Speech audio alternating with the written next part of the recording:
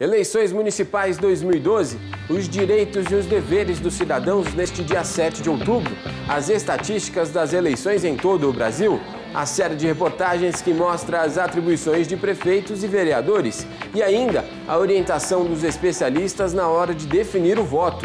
Um programa inteiro dedicado aos eleitores. Está no ar o NT Vale Especial.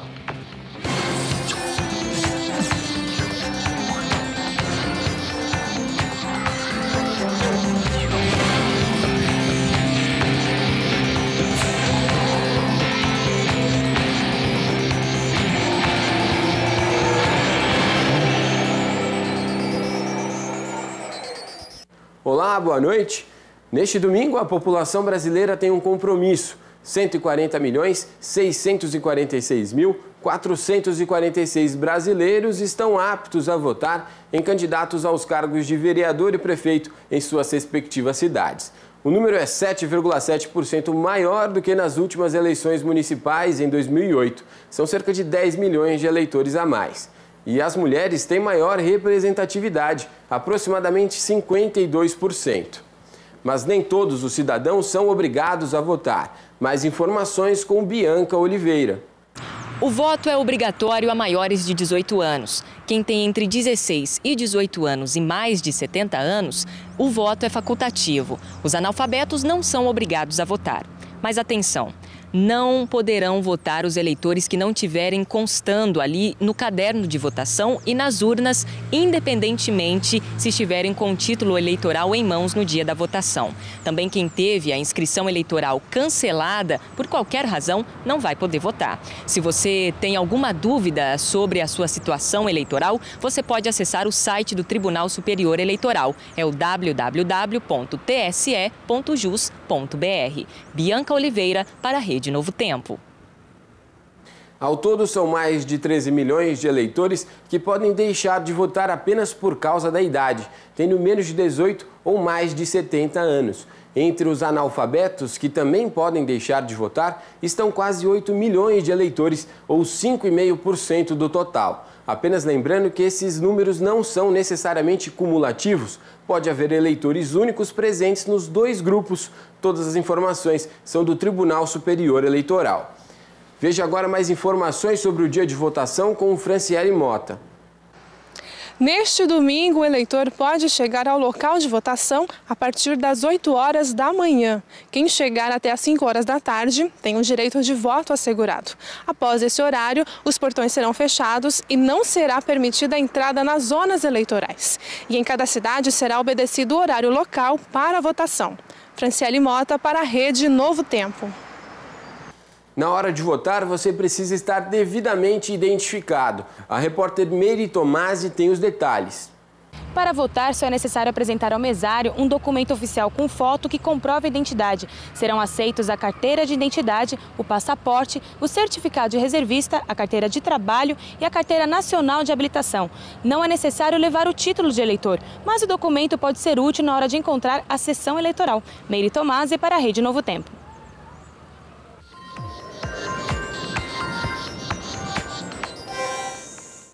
Hoje o quadro É Seu Direito tem um formato diferente, um assunto também um pouco diferente, mas como sempre temos aqui o jornalista, advogado, comentarista do NT Vale, José Carlos Cataldi. Doutor, vamos conversar falando sobre os deveres do cidadão nas eleições municipais.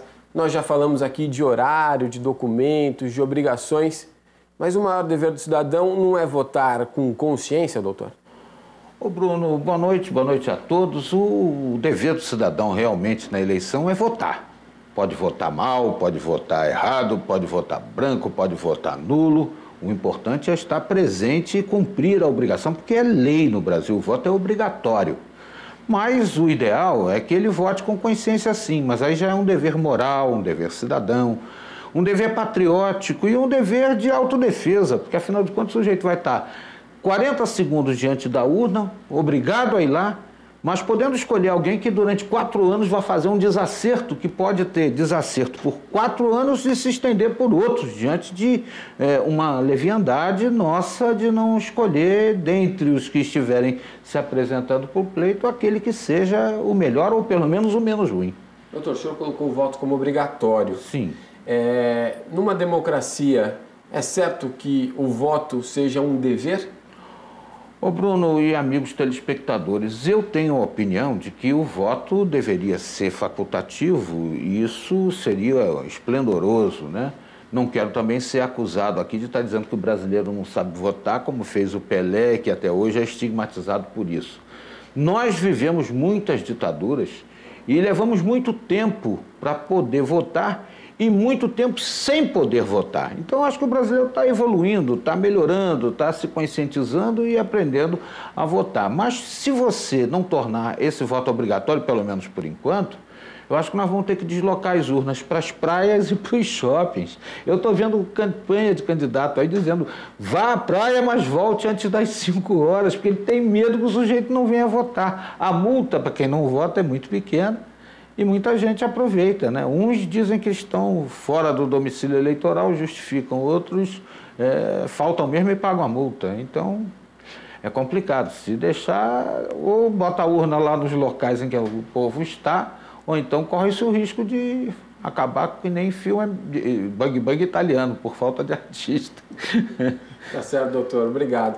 No próximo bloco, o doutor Cataldi volta para falar um pouco mais sobre os direitos do cidadão, mas agora a gente vai assistir uma reportagem que traz a visão de especialistas em relação a como o eleitor pode perceber as reais necessidades que seu município tem. Isso para poder avaliar as propostas feitas pelos candidatos, se vão de encontro ou não com o que a cidade precisa.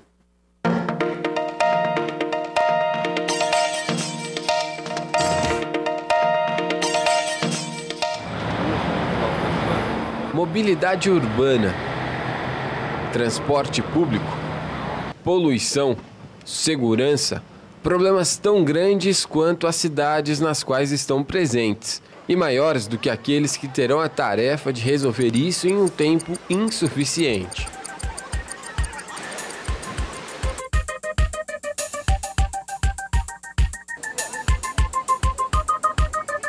Iluminação pública, saneamento básico, limpeza urbana e até mesmo buracos nas ruas. Em cidades menores, os problemas parecem mais simples, mas são tão abundantes quanto nas metrópoles. Acho que precisa melhorar muito a questão do transporte, né? Que a gente está passando muita dificuldade aqui na capital, né? E educação também, que eu acho que é o futuro assim, que a gente está precisando. Questão de lixo, não sei, segurança. Isso é um monte de coisa. Mas é segurança, né? E a saúde que está precária. Numa eleição municipal, as necessidades elas vêm à tona, né? Por quê? Porque o eleitor mora no município. Então, no dia a dia dele, ele passa e ele observa, né? Indo ao trabalho, indo para várias atividades de lazer, ele percebe no dia a dia essas necessidades. E para ele ter uma vida melhor, né? Saúde, educação, transporte, mesmo a limpeza da cidade, né? Ele está vendo. A diferença no tamanho dos problemas é evidente, mas a origem de cada um deles tem muita semelhança: o planejamento. A infraestrutura é um dos exemplos disso. Fazer obras para resolver problemas é o mais comum, mas quando se chega a essa situação, surgem diversos problemas que teriam sido evitados se as mesmas obras fossem feitas antes. É o que afirma essa especialista em planejamento urbano. Nesse sentido, eu insisto, a questão da grande cidade ou da pequena cidade ou da média cidade é absolutamente indiferente. A ação do Estado é que tem que estar organizada e com capacidade de previsão. Seja na infraestrutura da sua cidade, na segurança do seu bairro, no transporte público na hora de ir trabalhar, na dificuldade de conseguir um emprego ou na situação da educação do seu filho, a necessidade do município sempre vai aparecer. No seu cotidiano é possível perceber diferentes problemas? Esse é um bom ponto de partida para entender o que a sua cidade mais precisa. Mas é apenas o início da análise, porque você não é único na sua cidade. Tem gente enfrentando problemas diferentes e até mais graves.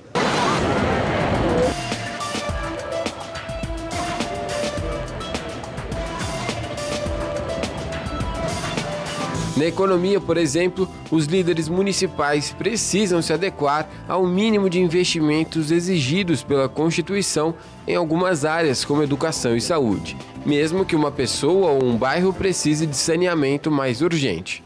Dentro dos recursos públicos disponíveis, tem algumas limitações, mas o poder público municipal pode fazer mais investimentos ou menos investimentos, conforme o interesse da população desse município. Além disso, o problema pode ser mais profundo. Em infraestrutura, a cobrança vem com a urgência, que nem sempre pode ser cumprida em um período de governo. Infraestruturas não são para 2 anos, 5 anos e não são esses os prazos adequados. Existem diferentes motes ou motivos, né, ou trunfos, né, que os candidatos, por eles mesmos, digamos assim, eles vêm e se apresentam ao público, ao eleitorado, né? O eleitorado, por sua vez, tem que fazer uma avaliação das suas necessidades básicas, de fato, né? Quer dizer, o que de fato é importante para ele quando ele está pensando politicamente em quem ele quer como representante.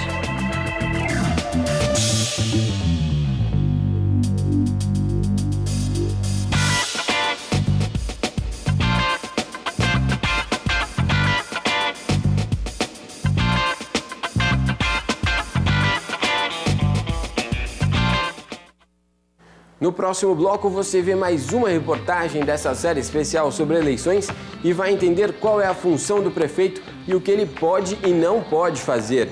Ainda hoje você recebe todas as orientações para a hora do voto, um perfil completo dos candidatos e uma entrevista com Leandro Quadros, com a visão bíblica sobre as eleições. Em instantes.